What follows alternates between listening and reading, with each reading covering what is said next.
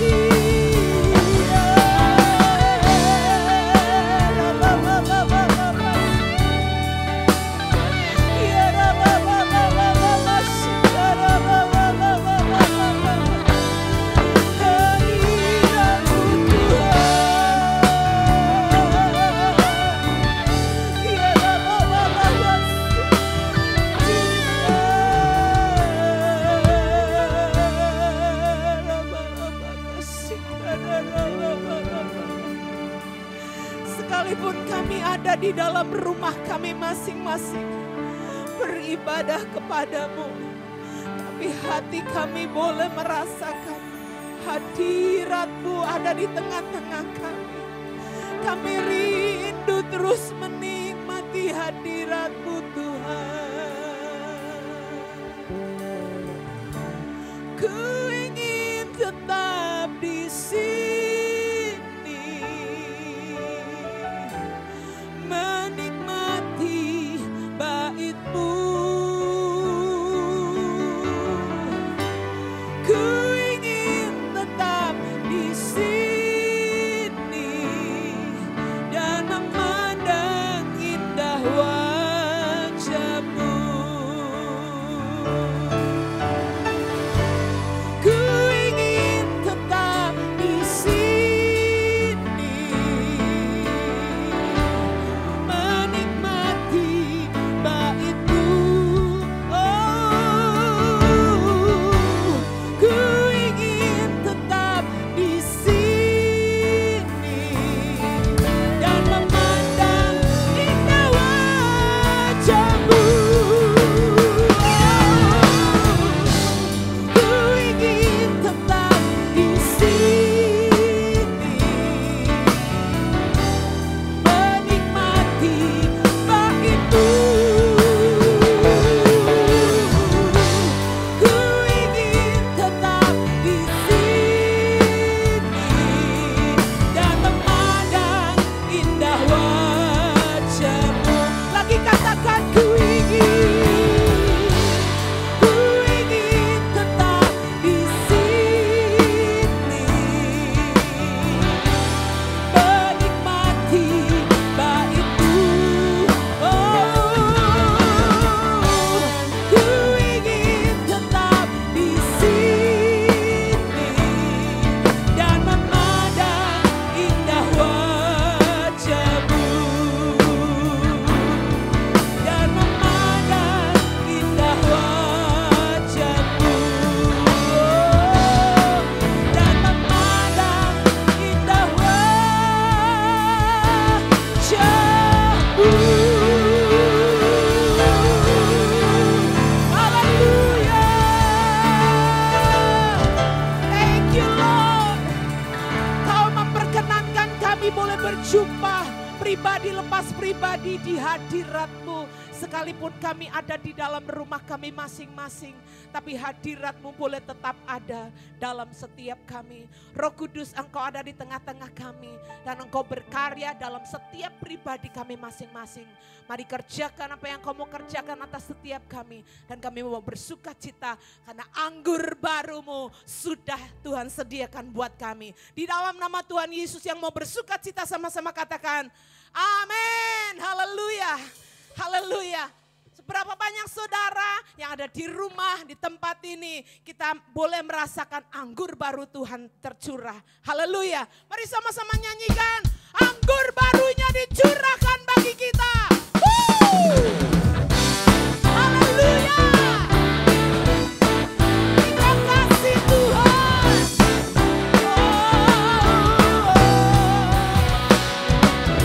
Roh Kudus tercurah di tempat ini, urapannya yang ajaib memulihkan umatnya. Roh Kudus tercurah bagi gereja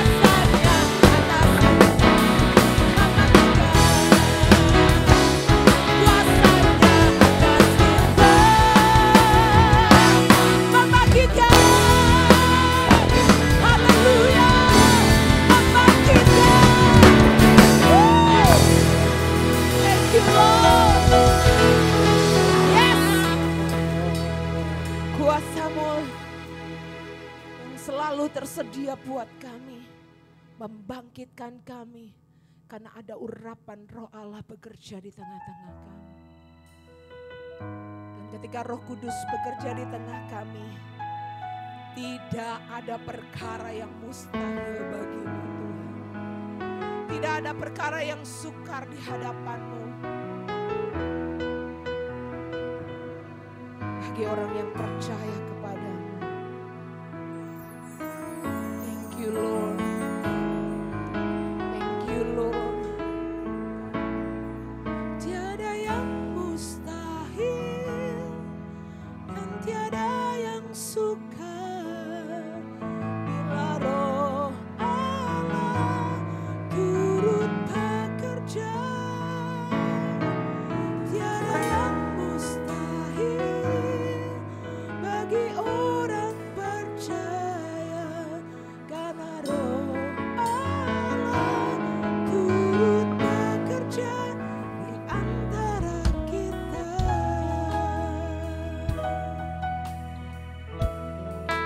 Ya, Roh Kudus hadir di sini, mengalir di bait suci.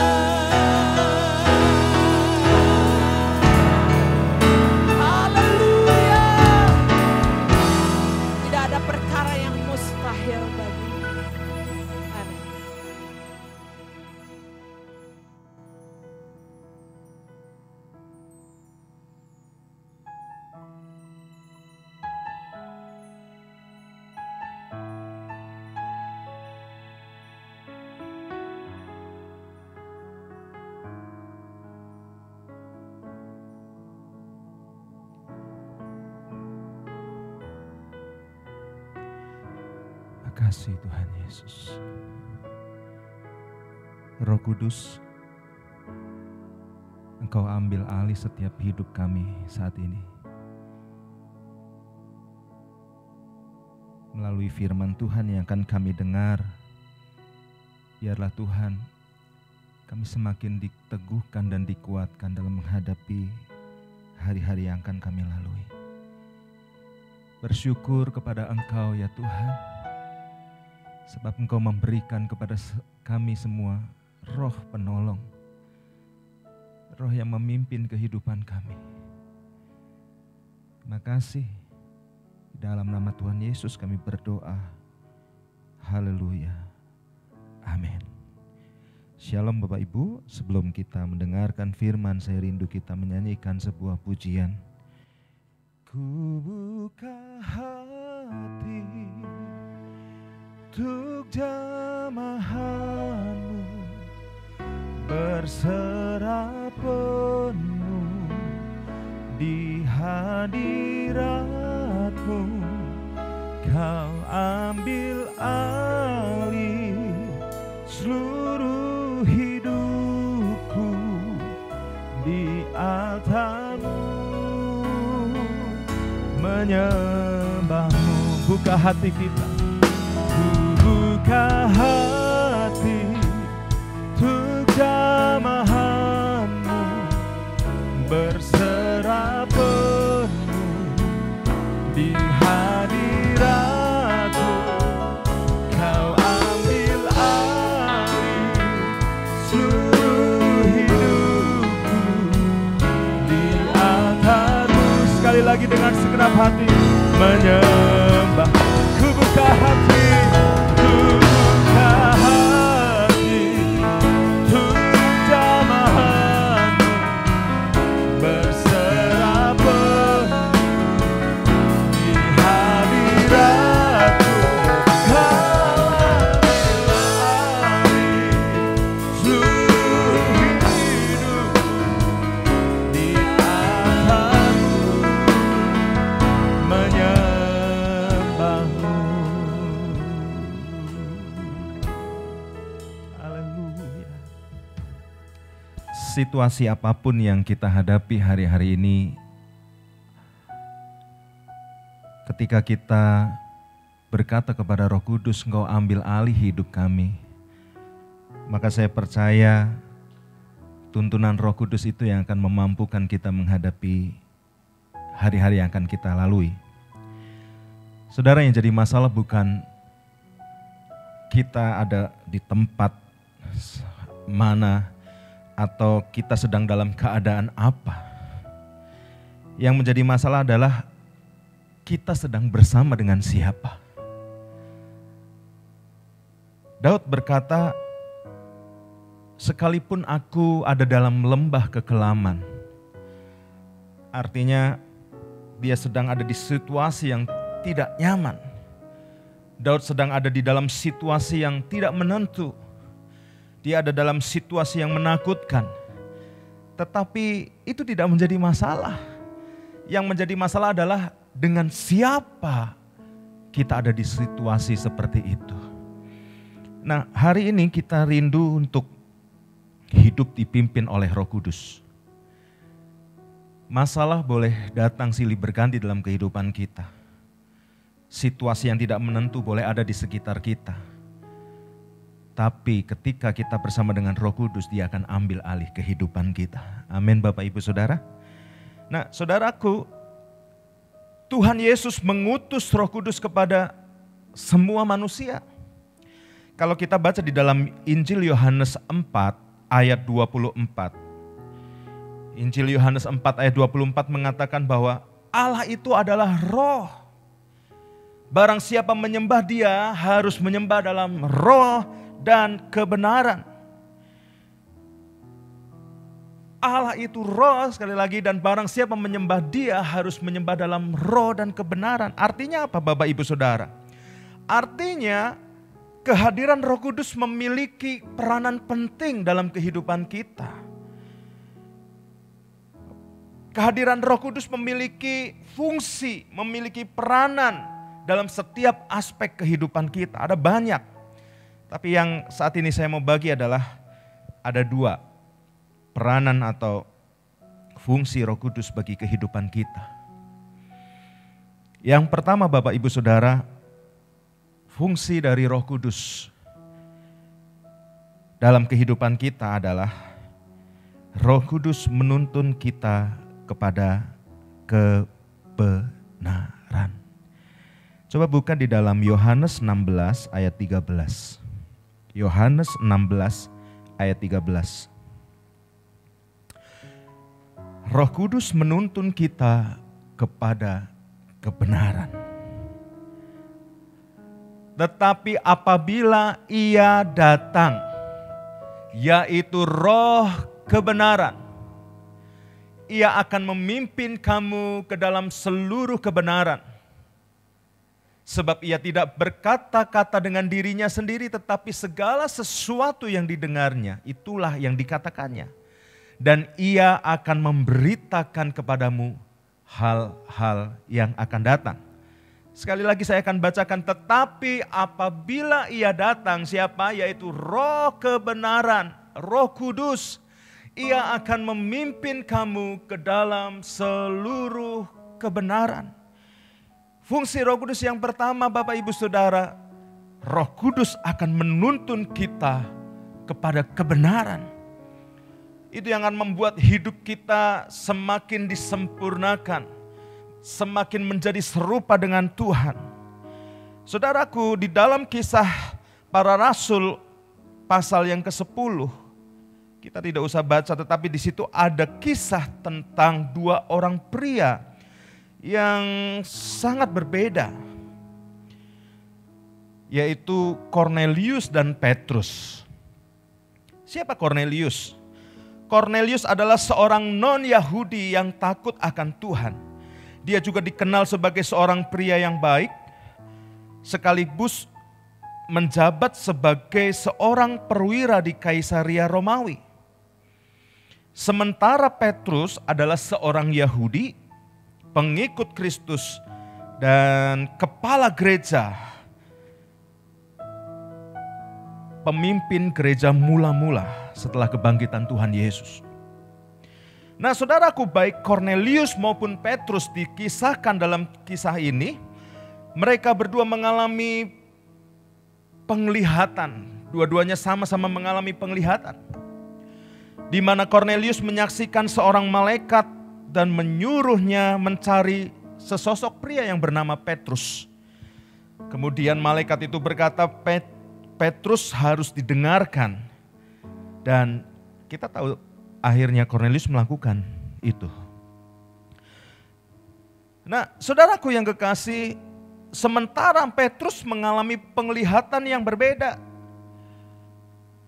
Dia melihat soal binatang berkaki 4, binatang menjalar dan burung. Dan lalu kemudian suara Tuhan memanggil, bangunlah hai Petrus, sembelihlah dan makanlah. Saudara bisa lihat di dalam Kisah 10, ya, ayat yang ke-13.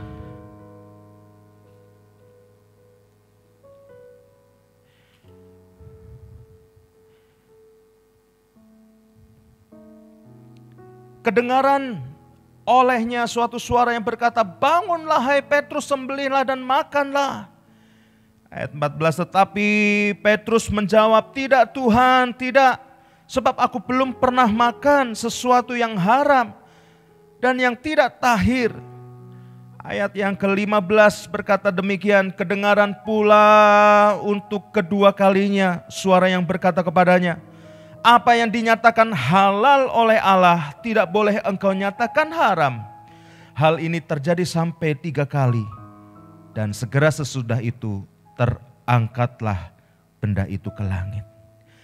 Saudara, Petrus mendapatkan sebuah penglihatan yang tidak lazim. Penglihatan di mana dia yang seorang Yahudi disuruh makan binatang yang haram.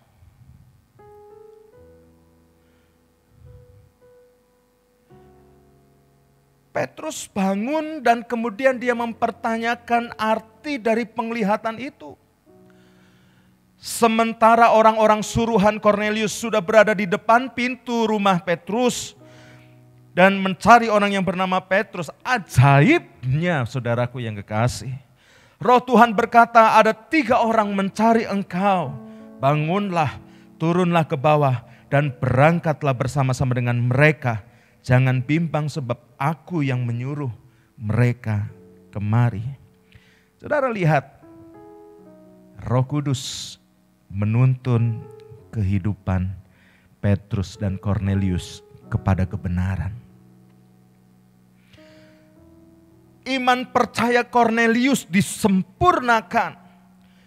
Ketika Petrus akhirnya datang ke rumah Kornelius, dia memberitakan tentang Yesus. Kemudian Kornelius dibaptis, dipenuhi dengan Roh Kudus dan seisi keluarganya katakan diselamatkan. Kornelius dibawa kepada satu kebenaran. Imannya diteguhkan, imannya disempurnakan. Begitu pula Roh Kudus membantu Petrus, menuntunnya kepada kebenaran. Sebab selama itu pengetahuan Petrus, pemikiran Petrus adalah keselamatan untuk orang Yahudi saja. Tapi hari itu Roh Kudus merombak pikiran Petrus. Sesuatu yang dianggap najis oleh orang Yahudi butuh yang namanya keselamatan dan harus diselamatkan juga. Petrus dituntun kepada kebenaran ini. Bagaimana dengan hidup saudara dan saya? Saat membaca Alkitab atau mungkin kita mendengarkan khotbah, hari-hari ketika kita banyak di rumah kita melihat banyak khotbah. Coba untuk bertanya kepada Roh Kudus, apa yang harus aku lakukan Roh Kudus? Saudaraku, tuntunan Roh Kudus mungkin seperti sesuatu yang mendesak di dalam hati kita. Tetapi ketika kita turut dalam tuntunan Roh Kudus, maka kita akan terheran dan kita berkata, wow, tuntunannya luar biasa. Kenapa? Karena dia menuntun kita, membawa kita kepada kebenaran. Ku buka hati untuk jamahanmu, berserah penuh di hadiratmu. Kau ambil alih seluruh hidupku di altarmu, menyembahmu. Roh Kudus ambil alih hidup kita untuk menuntun kita kepada kebenaran. Yang kedua, Bapak Ibu Saudara, fungsi dari Roh Kudus. Ada banyak tapi saya mau bagi cuma 2 saja. Yang pertama, Roh Kudus menuntun kita kepada kebenaran. Yang kedua, Roh Kudus sebagai penolong. Coba ngomong sama-sama, 1, 2, 3, Roh Kudus sebagai penolong. Kita buka di dalam Yohanes 14 ayat yang ke-16. Yohanes 14 ayat yang ke-16. Saya berdoa sementara Bapak Ibu Saudara melihat, mengikuti tayangan ini, Roh Kudus menjamah Bapak Ibu Saudara dimanapun saudara berada. Yohanes 14 ayat 16 berkata demikian, aku akan minta kepada Bapa dan Ia akan memberikan kepadamu seorang penolong yang lain, supaya Ia menyertai kamu selama-lamanya. Ini perkataan Tuhan Yesus. Sekali lagi saya akan baca. Aku akan minta kepada Bapa dan Ia akan memberikan kepadamu seorang penolong yang lain, supaya Ia menyertai kamu selama-lamanya. Saudaraku, penolong berarti seseorang yang dipanggil untuk berjalan bersama-sama dengan kita. Dan mempunyai pengertian seorang pribadi yang memberikan pertolongan. Atau seorang pribadi yang memberikan penuntun. Atau pribadi yang membimbing. Pribadi yang memberi penghiburan. Pribadi yang memberi kekuatan. Pribadi yang memberikan dorongan, bahkan pribadi yang memberikan nasihat. Itu seorang penolong. Nah, saudara, ketika kita berjalan dalam jalurnya Tuhan, kita berjalan dalam tracknya Tuhan, kita melakukan kehendak Tuhan, maka tentu musuh tidak tinggal diam. Kita tahu bahwa musuh kita bukan darah dan daging, tetapi kuasa-kuasa kegelapan, roh-roh kegelapan, penguasa di udara. Mereka tidak tinggal diam, mereka akan berusaha menghalangi langkah kita, supaya langkah kita tidak sampai kepada tujuannya Tuhan. Jadi ketika orang yang berjalan dalam tracknya Tuhan, tidak berarti orang itu jalannya lurus. Tidak berarti orang itu selalu mendapatkan kemudahan. Markus 6 menceritakan tentang murid-murid Tuhan Yesus yang disuruh Tuhan untuk menyeberang Danau Galilea. Sementara Tuhan Yesus sendiri berdoa di satu tempat yang sepi. Mereka tidak menyeberang atas keinginan mereka sendiri. Mereka menyeberang karena disuruh Tuhan Yesus. Tapi apa yang terjadi? Di tengah-tengah danau, mereka mengalami angin yang besar, sehingga perahu mereka diombang-ambingkan. Dan Tuhan Yesus melihat kondisi mereka.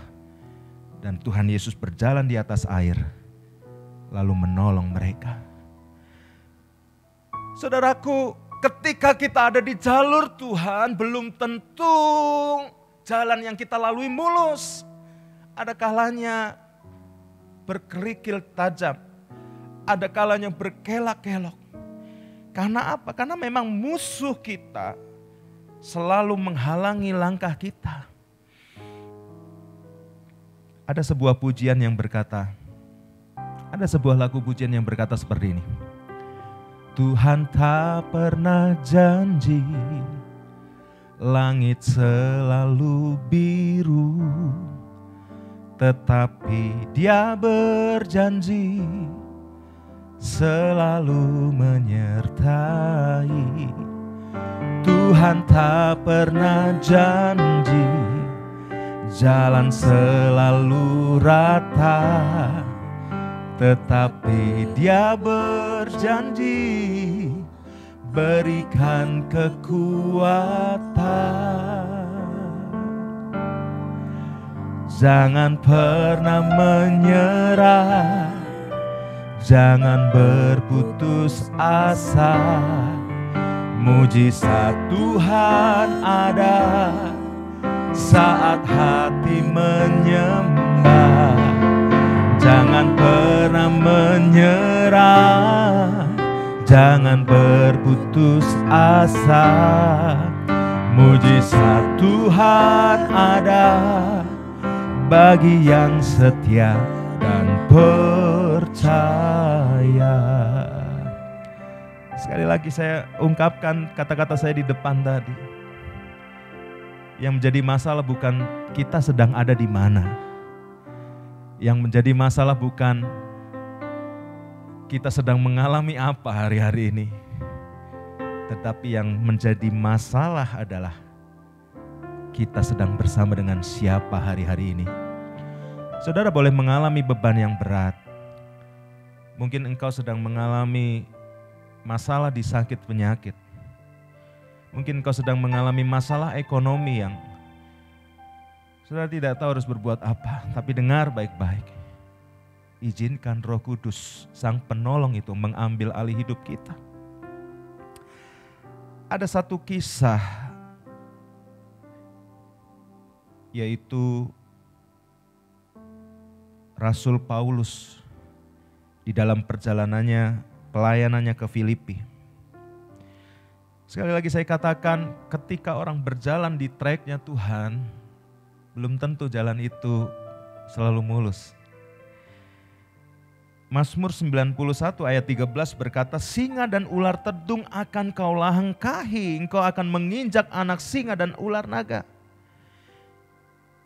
Salah satu cara yang dilakukan musuh untuk menghambat kita sampai kepada tujuan Tuhan adalah menebar ranjau, menebar jerat, menebar tipu muslihat di sepanjang jalan yang kita lalui, Bapak Ibu Saudara.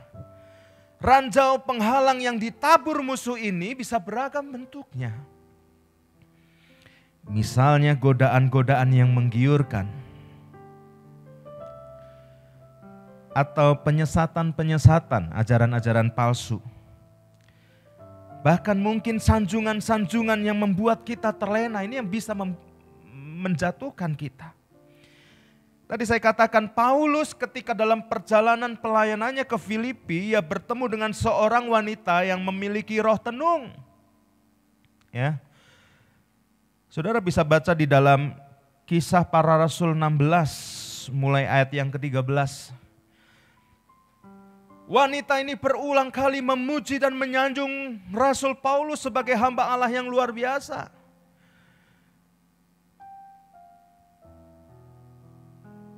Disanjung oleh wanita, seorang wanita tenung. Perkataannya baik, tetapi itu berlangsung hari demi hari.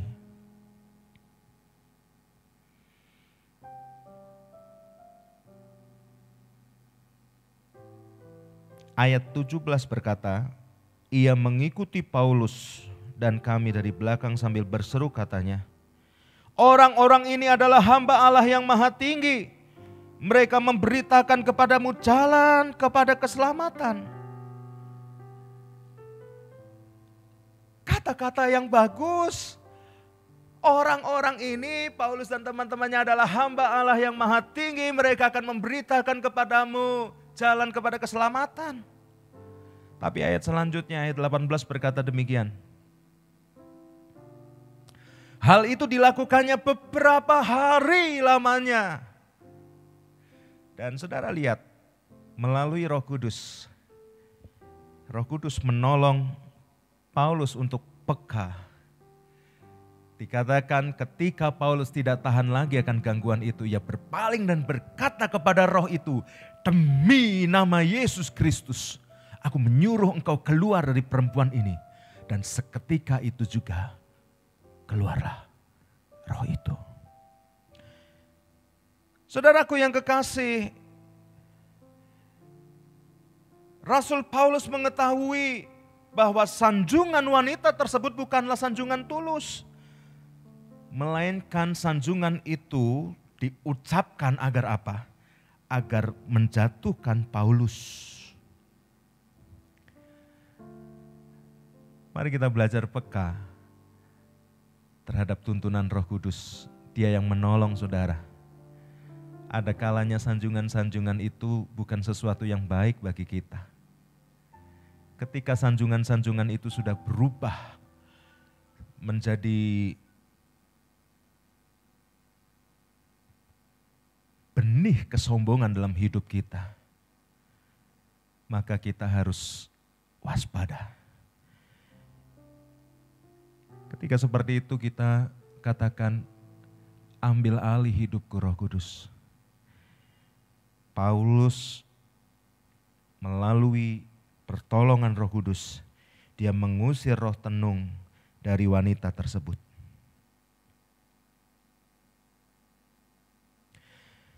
Saudaraku yang kekasih, Mazmur 91 ayat 1 dan 2 sebagai ayat penutup. Mazmur 91 ayat 1 dan 2 dikatakan seperti ini. Orang yang duduk dalam lindungan yang maha tinggi dan bermalam dalam naungan yang maha kuasa. Ayat kedua, akan berkata kepada Tuhan, tempat perlindunganku dan kubu pertahananku, Allahku yang kupercayai. Mazmur 91 yang kita baca ini mengingatkan kita betapa pentingnya atau senantiasa kita meluangkan waktu untuk duduk di dalam hadirat Tuhan. Karena ketika kita duduk di dalam hadirat Tuhan, maka di sanalah Roh Kudus akan mengajar kita banyak hal. Roh Kudus akan menolong kita. Bahkan saudaraku, Roh Kudus juga bisa menolong kita dengan memberikan kepekaan terhadap bahaya yang mengintai kita. Saya akan tutup khotbah saya dengan sebuah kesaksian yang ini terjadi sudah lama sekali ketika saya masih remaja. Suatu kali saya berdoa di kamar. Saya ambil gitar, saya menaikkan penyembahan kepada Tuhan dan saya menikmati hadirat Tuhan. Saya sungguh-sungguh menikmati hadirat Tuhan pada saat itu. Apa yang terjadi Bapak Ibu ketika saya masuk dalam hadirat Tuhan, saya menikmati hadirat Tuhan. Tiba-tiba saya merasakan sakit perut yang luar biasa. Saya pikir ini pekerjaan kuasa kegelapan. Saya langsung tengging dalam nama Tuhan Yesus. Karena mengganggu saya lagi masuk dalam hadirat Tuhan. Lalu kemudian saya terus tetap menyembah Tuhan. Tahukah saudara bahwa sakit perut itu tidak hilang tapi bertambah. Kemudian saya berkata, Tuhan stop dulu, saya mau ke belakang. Karena sakit sekali perut saya. Ketika saya ke belakang, lalu saya mendengar suara dentuman keras. Dar. Dan tahukah saudara ketika ada suara dentuman keras, tiba-tiba sakit perut saya hilang. Saya langsung buka kamar saya yang tadi saya berdoa di sana. Dan saya melihat ada gundukan tanah dan ada batu bata segala menimpa gitar yang saya pakai pada saat itu. Dan saya mulai berpikir, kok bisa ya? Bagaimana kalau tadi saya tetap ada di tempat itu? Saya tidak tahu. Saya sudah pasti kejatuhan. Karena itu tepat mengenai, reruntuhan itu mengenai gitar yang saya pakai. Dan yang bikin heran lagi adalah pada saat itu sama sekali saya nggak sakit perut lagi. Saya tahu ini pekerjaan Roh Kudus. Karena Roh Kudus adalah Roh penolong. Dia memberi kita kepekaan terhadap bahaya yang mengintai kita. Hari-hari ini izinkan Roh Kudus ambil alih hidup kita. Mari kita nyanyikan pujian. Saya undang pemain musik.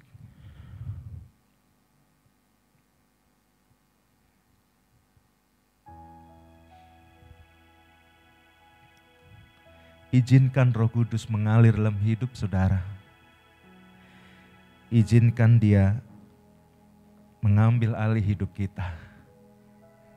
Saya percaya keadaan sulit apapun yang kita alami hari ini akan bisa kita lalui. Kenapa? Karena Dia, Roh Kudus adalah penolong. Roh-Mu yang hidup penuhiku, mengalir dalamku. Mari sama-sama naikkan pujian ini Bapak Ibu. Jiwaku tenang bersamamu dalam naunganmu. Ku buka hati, ku buka hati untuk jamahanmu, berserah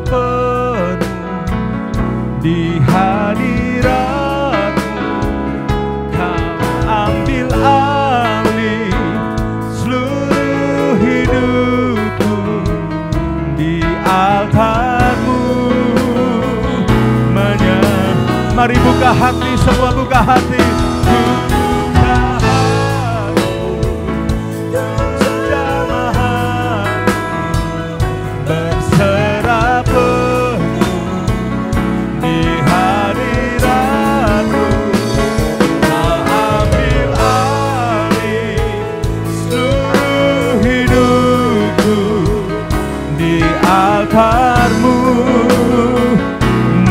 Mari sembah Dia. Haleluya. Roh Kudus, mari jamah setiap hati kami saat ini. Engkau ambil alih hidup kami. Engkau ambil alih Tuhan kehidupan kami.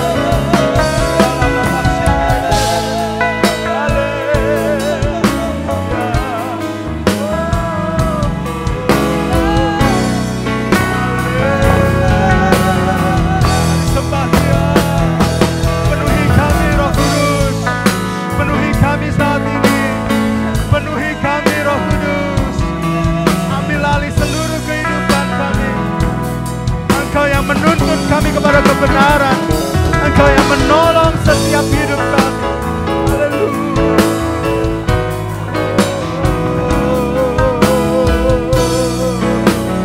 Terima kasih Tuhan. Sekali lagi katakan, ku buka hati untuk jamahan-Mu, berserah penuh di hadirat-Mu. Kau ambil alih seluruh hidupku, di altar-Mu menyembah-Mu. Mari angkat tangan Bapak Ibu Saudara di mana engkau berada saat ini. Roh Kudus, kami bersyukur untuk kehadirat-Mu. Kami tahu Engkau yang selalu menopang kehidupan kami. Engkau yang selalu menuntun hidup kami kepada kebenaran. Engkau yang menginsafkan kami dari setiap dosa-dosa yang kami perbuat. Dan saat ini kami berdoa biar Engkau ambil alih seluruh kehidupan kami, Roh Kudus. Kami tahu perjalanan kami ke depan tidak akan semakin mudah. Masalah sudah siap menghadang kami di depan.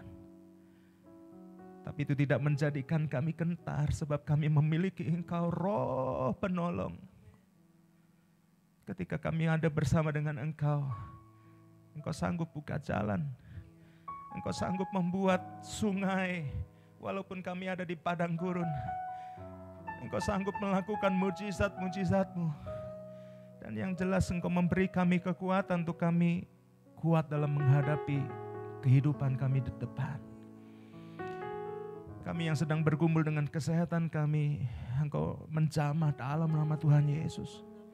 Kami yang sedang bergumul dengan pekerjaan kami, usaha kami, ekonomi kami, kami berdoa dalam nama Tuhan Yesus. Engkau memberkati setiap kehidupan kami.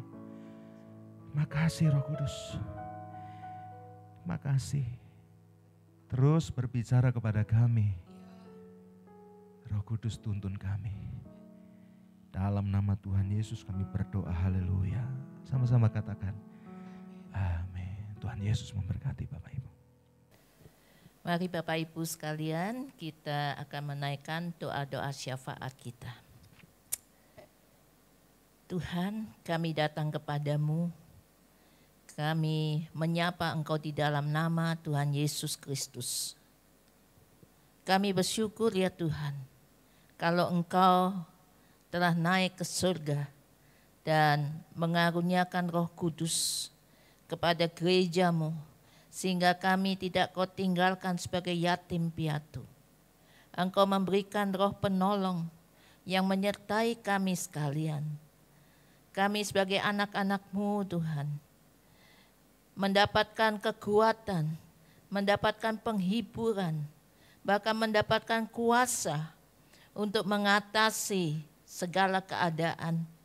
Tuhan, saat ini kami berdoa ya Tuhan, biarlah peringatan hari Pentakosta bukan sekedar diperingati, tapi kami Tuhan boleh mengalami Pentakosta dalam kehidupan pribadi kami, dalam keluarga kami, dalam komsel kami, dalam gereja kami, bahkan Tuhan, gereja di atas muka bumi, boleh Kau bangkitkan.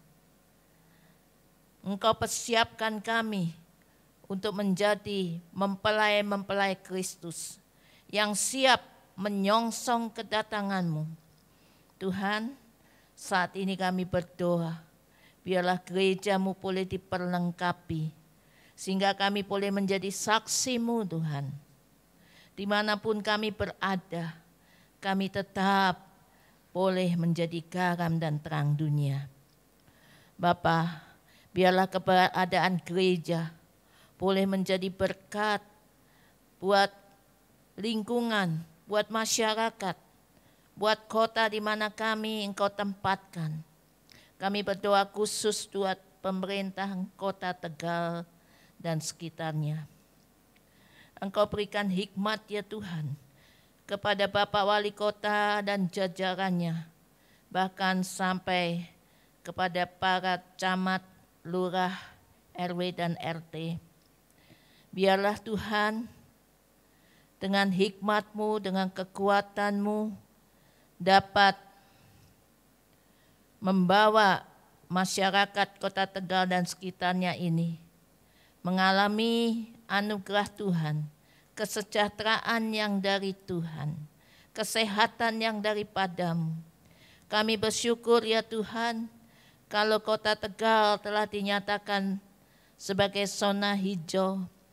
Biarlah Tuhan, kami boleh tetap menjaga kesehatan kota ini dengan kedisiplinan, dengan gaya hidup bersih. Tuhan, Engkau memberkati kota kami. Engkau memberkati Tuhan para pemimpin kami. Engkau berkati gereja-gereja ya Tuhan. Engkau memakai Tuhan para pemimpin untuk mentransferkan nilai-nilai kerajaan Allah. Kami berdoa juga ya Tuhan buat keamanan. Tuhan, biarlah Engkau singkirkan, Engkau jauhkan Tuhan dari segala hal yang tidak baik.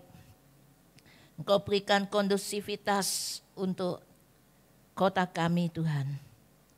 Kami berdoa untuk pemerintahan Indonesia,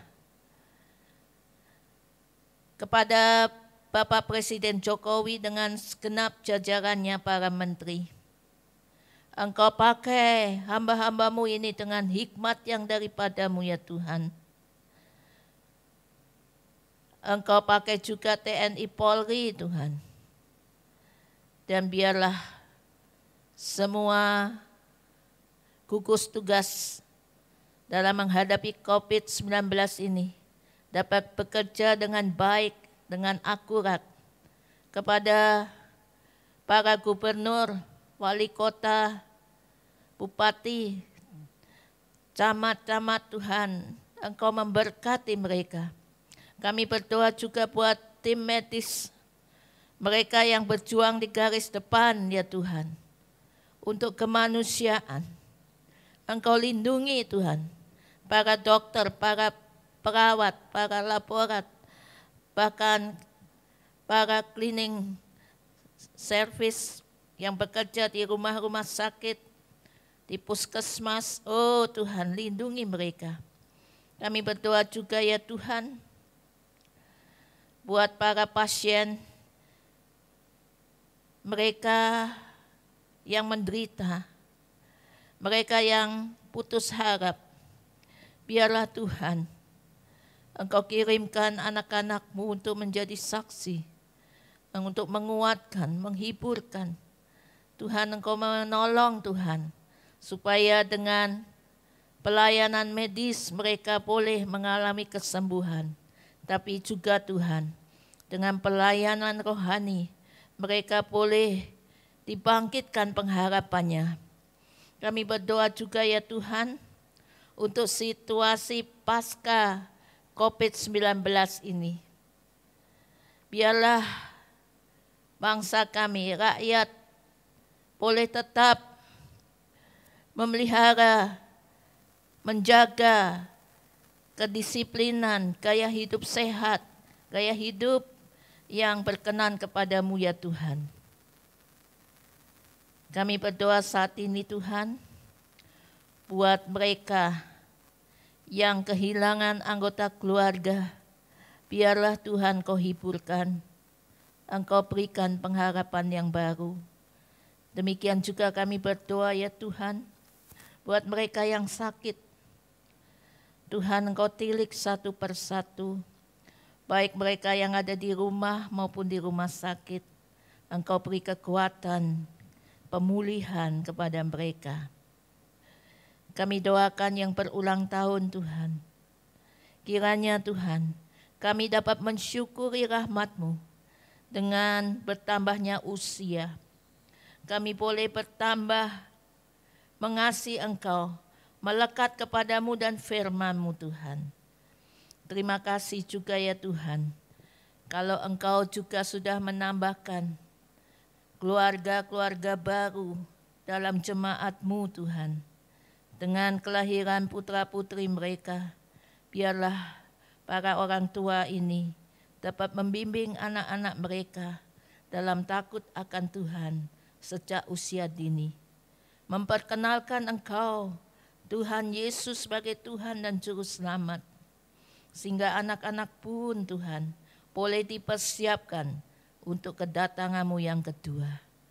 Terima kasih Tuhan, kami percaya Tuhan, Engkau tetap peliharakan jemaat-Mu, mencukupkan Tuhan apa yang diperlukan.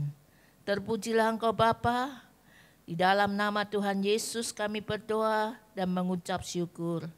Haleluya. Amin. Tuhan menghadapkan wajahnya kepadamu dan memberi engkau damai sejahtera.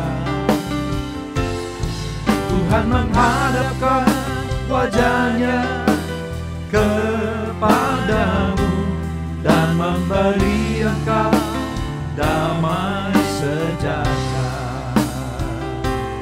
Dan memberi engkau damai sejahtera. Tuhan Yesus, kami bersyukur kepada Engkau. Engkau telah menjanjikan Tuhan pencurahan roh-Mu atas kami.